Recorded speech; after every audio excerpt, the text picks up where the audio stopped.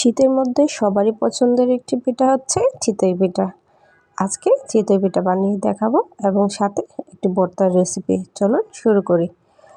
আমি এখানে নিয়েছি 1.5 কাপের মতো ফ্রিজে রাখা চালের গুঁড়ি, সাথে দিয়ে দিব সামান্য পরিমাণ লবণ। এখন দিয়ে দিব নর্মাল পানি, দিয়ে ভালো করে মাখিয়ে নেব। যারা আমার চ্যানেলটি এখনও সাবস্ক্রাইব করেননি প্লিজ সাবস্ক্রাইব করে নিন। ব্যাটারটা অনেকক্ষণ সময় ধরে মাখিয়ে নিতে হবে, প্রায় 5 মিনিটের মতো। 5 মিনিট মাখানো হয়ে গেলে 1 কাপের চেয়ে কম পানি লেগেছে, কারণ চালের গুঁড়িটা ফ্রিজে ছিল, একটু ভিজা ছিল। তো ব্যাটারটা আমার রেডি। এখন একটি তাওয়া ফুল হিটে গরম করে নিয়েছি। এখন সবগুলো পিঠা দিয়ে দিব, দিয়ে একটি ঢাকনা দিয়ে দিব জাস্ট 3 মিনিটের জন্য। 3 মিনিট পর ঢাকনা খুলে দেখাচ্ছি পিঠাগুলো কতটুকু ফুলকো হয়েছে। তো সবগুলো পিঠা হয়ে গিয়েছে। আমি এখন ভর্তা রেসিপি করে দেখাচ্ছি।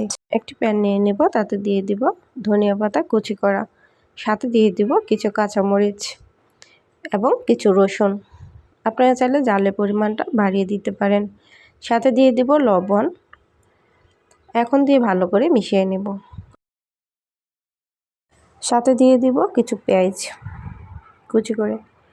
এখন একটি ঢাকনা দিয়ে দেব সেদ্ধ হওয়া পর্যন্ত। যখন সেদ্ধ হয়ে যাবে পানিটা শুকনো হওয়া পর্যন্ত অপেক্ষা করব। এখন যারা চ্যানেলটি সাবস্ক্রাইব করেননি প্লিজ সাবস্ক্রাইব করে নিন।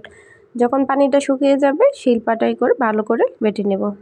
পিঠা এবং ভর্তা কেমন হয়েছে অবশ্যই কমেন্ট করে জানাবেন। এতক্ষণ সাথে থাকার জন্য ধন্যবাদ।